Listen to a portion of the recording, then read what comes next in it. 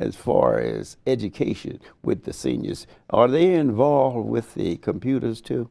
Yeah, they can do that there, but we also have different senior centers throughout the county. That's not within my division. That's in the special programs division, and we're looking to build a new senior center in the Beltsville, Laurel area. Is that That'll right? be coming on board in the next 2 years, and it'll be a state-of-the-art facility Is that for in the seniors. Laurel Bowie area? Actually, Laurel, Beltsville area, Beltsville, yeah. over there by near Laurel Hospital.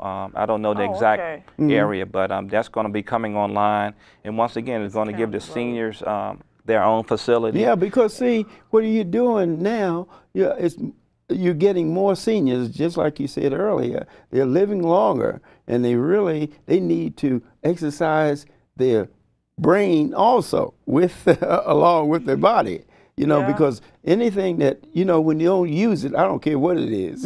Soon it dies down. Your body, your brain, everything. And another thing that I like at Sports and Learning is the younger kids get to see the senior statesmen coming into the facility and still enjoying the quality of life. And I think that too speaks to people living longer. They get to see those little kids. I was that age at one time. But I think it's very important for our young people to see this is what your grandparents are doing. They are active. They are engaged. They are just as part of this county as you are. To kind of emulate the things that they're doing. And, Mr. Brown, I just think it's phenomenal. And I think as we continue to grow programs, we need to think about tomorrow instead of right now. And I think that building that facility back then, whoever was the mastermind behind it, I think is beginning to see the fruit of our labor. Fruits of it, yes. Well, basically, with that, what about the youngsters? Now and relationship with the families. I'm thinking in terms of the adults volunteering for more programs that their youngsters are associated with, because one of the problems that they have now is the family problem, and usually you have families with only one parent. And this puts a lot of pressure on that one parent to really get involved. They have a tendency with the school problem is the parent have a tendency to blame the school system. It's not the system. The kids are not really, like you were saying, when we came up, it was a little different. They always had a program there where the parents volunteered. Your mother or your grandmother, your father, like the track program.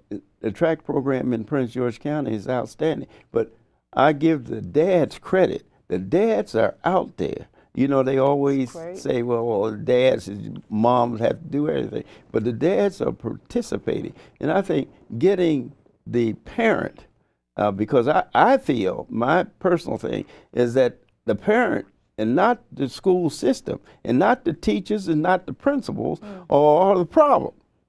Because they're not taking the time to raise that child at home. The school system, they can't not teach them manners. They have to learn that at home. And that's one of the problems that we have with the young people now. Well, what I want to speak to that is, I was raised by a single mom. Even though it was in the 70s and the 80s, it was in a different town.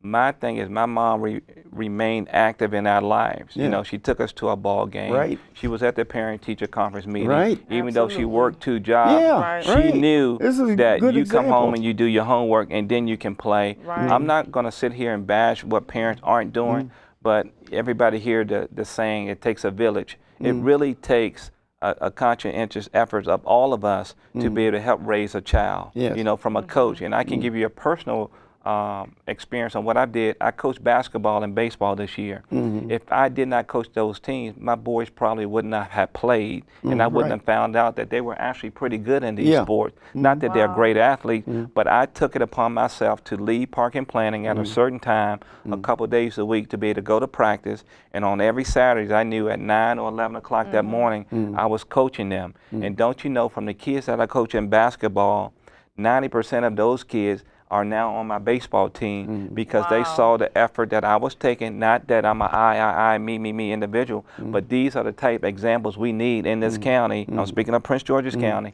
of being invested in their kid or invested in that community. Because you're right, it's not just the principal, it's not just the school board, it's not just parking planning to be providing programs. It's a conscientious efforts of everyone to be able to raise that kid, to put them in a good environment to be successful. Well, what do you, as far as the, Edwina, as far as education, you're in the education system. What do you think as far as the working of park and planning in the school system? How do you feel? They have always worked together. When I first got out of undergrad school, I got a job with park and planning. And we do the same things as Mr. Carter was talking about. The kids would come to the recreation center.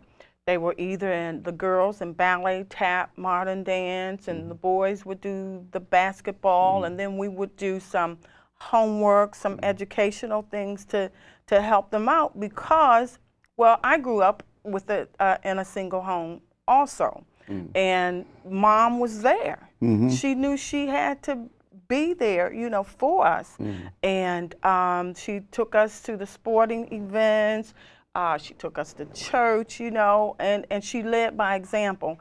And as Mr. Carter was saying, we need to lead by examples. As adults, we need to lead. It doesn't matter. It doesn't not have to be your biological child, but we need to set examples for them and work with them. And it's about giving back. Okay, somebody gave to me. It's about giving back to your community. Well, that's the theme of this show. Is everybody has to give back. There's so many people that are retired out there that have so much to give that they're, you know, they're cutting grass and got gardens and things like that, whereas they can be utilized. And the Sports and Learning Center really is a good example of that because they actually breed #1 senior citizens because their program is so diverse. You know, that the seniors can go there and they can participate in both sides of the physical and mental. See, because if you don't use something, it goes it goes blank. You know, and that's the same thing with the seniors. And I think that they could really put more emphasis on this and encourage the seniors to participate more with the youngsters because seniors have so much to give. Oh, yes. The experience and things that they've gone through. And I just look at the news today, how the young people in the 20s, you know, are really having problems, you know, especially the males.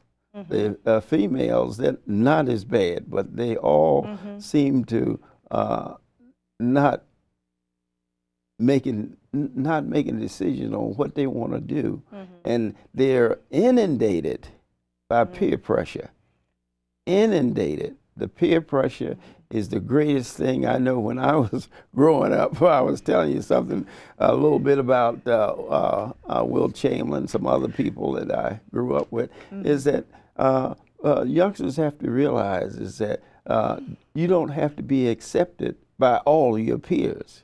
Because when my brother and we were growing up, they called us the Square Brothers, the Square Brown Brothers, because we didn't drink and we didn't smoke. You know what I'm saying? They were squares, you know. Well, it didn't bother me because I felt I was doing the right thing. And but now the peer pressure seems so great. They get with the peers, and then they react. I've seen youngsters that reacted negatively. That's really surprised me because they came out of a terrific environment where they had both parents and they didn't have any economic problems, anything. But the idea was that the peer pressure is one of the things I think that, what are we going to do about that?